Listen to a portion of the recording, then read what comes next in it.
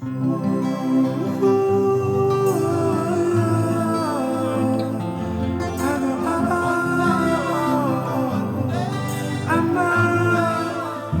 is the city, Nashville, Tennessee. 911, what's your emergency? He's got a gun? This is also the city, Nashville's inner city. We're going to assist another officer who's in the project area. It's probably somebody with a sawed-off shotgun, and he's supposed to be chasing him around the area on foot. Oh, he's fighting him. He's fighting him. I want to know what y'all getting from. Put your hands behind your back. Growing up in the inner city, I see a lot of families struggling with one parent. You have the single moms trying to take care of 4 or 5 kids, and it's hard. A lot of our children suffer because they're not getting the attention that they need from that one parent because the parent is so busy trying to make money or trying to make it possible for those children to succeed in life. Sometimes I lay under the moon, I thank God I'm breathing, and I pray don't take me soon, cause I am here for a reason. Sometimes in my tears I drown, but I never let it get me down. So when negativity surrounds, I know someday it'll all turn around because Since 1979, Nashville Inner City Ministry has steadfastly made an investment in the youth and families of Nashville. They believe no child is worth throwing away in prison or to drugs or poverty or despair. The children of the inner city need hope. They need someone who cares. They need a second chance. I don't know my ABCs. You passed it. You don't know your ABCs? I'll help you out there. They need Nashville Inner City Ministry. I want you to hold that up like you're driving a car. If he's going to drive this car, where does he need to look? In life, it is dangerous when the only thing you do is look behind you and see what's happened to you, because a lot of bad stuff can happen to us. God expects us to look forward if we're going to go anywhere. You can achieve your spark by following your dreams and, having people that will encourage you instead of bringing you down, that believes in you and know that you can do anything you want if you put your mind to it. Inner City Ministry has been like a family to us. Everywhere we turn in the city. It's not a blood family, but it's like a heart family. Most of our children's in jail. They don't have nobody who understand them and know what they're going through.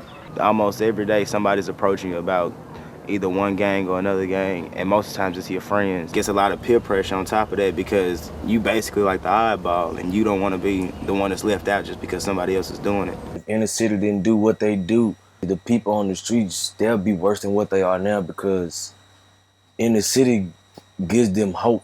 Once they see one of those big yellow buses or a van that says Inner City Ministry on there, they know they finna go have a good time. They might even eat good. They do anything that they can to help a child, a teenager, or maybe even an adult. If can't nobody else deal with them, I want to pass them over to inner city. Nashville Inner City Ministry is focused on the youth of the inner city and has never been about buildings. But at this critical juncture, the lack of adequate facilities has become a hindrance to the ministry. The flood of 2010 destroyed several offices which cannot be rebuilt. Currently, the staff is scattered across 6 substandard locations. The absolute necessity of having the ability to work one-on-one with children in tutoring, mentoring, and counseling has been greatly limited because of a lack of space. Nashville Inner City Ministry needs a place to call its own. The time is now. The ministry seeks $6 million to finance the purchase and renovation of this distribution center at 1000 Apex Street, just north of downtown Nashville. This facility will allow the ministry to operate under one roof for the first time in its history. As a former fire chief of Nashville, Tennessee, I have seen man's inhumanity to man and the effect that it has on families, especially families in Nashville's inner city. Every child needs to be saved from a life of despair and pain. I hope you'll support this project and give opportunities to the youth of Nashville's inner city. Located near downtown Nashville, this property is a once-in-a-generation opportunity to positively influence the youth of Nashville's inner city. This facility will allow us to give Nashville's youth the job and the life skills needed to escape poverty and hopelessness. Just imagine scores of volunteers coming to this place each week to work one-on-one with children and their families. I fully support seizing this needed opportunity, and I hope you will too. When I look around this facility, I do not see an empty building. No, I see a vision of our expanded mentoring programs. I see an opportunity for us to continue to counsel and train families that we serve. I see an opportunity where we can call together more nonprofits and other civic organizations who share our passion and mission to reach the city. I see expanded summer activities, an enhanced computer lab. At last, I see our inner city family serving others under one roof. This is our opportunity. The time is now.